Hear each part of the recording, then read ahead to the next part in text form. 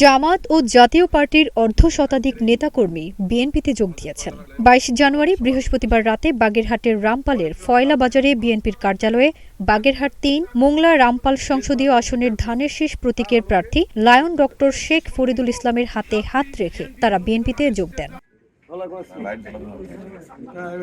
এ সময় তারা ফুলের তোড়া নিয়ে বিএনপির প্রার্থীকে শুভেচ্ছা জানান। পরে বিএনপি প্রার্থী তাদেরকে ফুল দিয়ে বরণ করে নেন এবং শুভেচ্ছা জানান। এ অনুষ্ঠানে স্থানীয় বিএনপির বিপুল সংখ্যক নেতাকর্মী উপস্থিত ছিলেন। বিএনপিতে যোগ দেওয়া জামাত জাতীয় পার্টির নেতাকর্মীরা বলেন, আমরা বিশেষ করে লায়ন ডক্টর শেখ ফরিদুল ইসলামের ব্যক্তিগত ও রাজনৈতিক কর্মকাণ্ডে অনুপ্রাণিত হয়ে আজ বিএনপিতে যোগ দিয়েছি।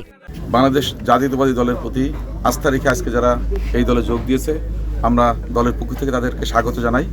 আশা করব তাদের এই যোগদান আগামীতে আমাদের যে কর্মকাণ্ড সেটাকে আরও ত্বরান্বিত করবে।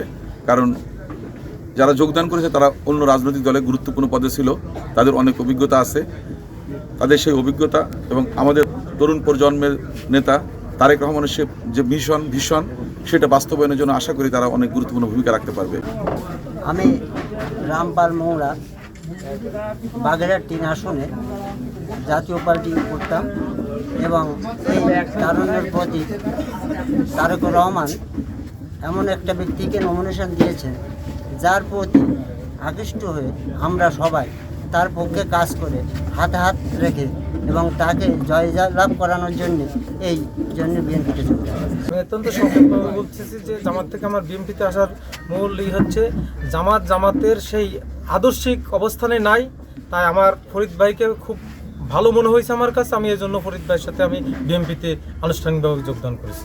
ফারজানা নিকিতা, নাগরিক প্রতিদিন।